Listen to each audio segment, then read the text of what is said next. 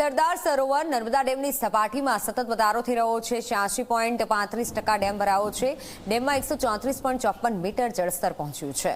88,920 cusec પાણીની આવક થઈ છે। છેલ્લા 24 કલાકમાં પાણીની સપાટીમાં 2 સેન્ટીમીટરનો વધારો થયો છે। રૂલ લેવલ જાળવવા માટે 18,841 ક્યુસેક પાણી નદીમાં છોડાયું છે। નર્મદા કેનાલમાં 10,349 ક્યુસેક પાણી છોડાયું છે।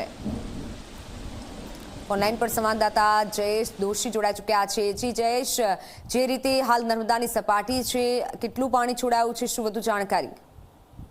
મિત્તલ, વાત કરીએ તો જાણે હવે વરસાદે ગુજરાતની સાથે સાથે મહારાષ્ટ્ર અને મધ્યપ્રદેશમાં પણ વિરામ લીધો હોય તેવું લાગી રહ્યું છે, અને તેને કારણે ઉપરવાસમાં જે વરસાદ પડ્યો છે અને વરસાદના પાણીની આવક થવી જોઈએ તે આવક નથી થતી, પરંતુ હાલ જે ઉપરવાસના જે મધ્યપ્રદેશ અને મહારાષ્ટ્રના બંધ છે એ બંધમાંથી જે વીજળી ઉત્પન્ન કરવામાં આવે છે તેને કારણે પાણી છોડવામાં આવે છે, અને તે જ પાણીની આવક લગભગ 88,920 ક્યુસેક જેટલી છે, અને તેને કારણે થોડું ઘણું જે નર્મદા બંધ છે, નર્મદા બંધની જળસપાટીમાં વધારો થઈ રહ્યો છે।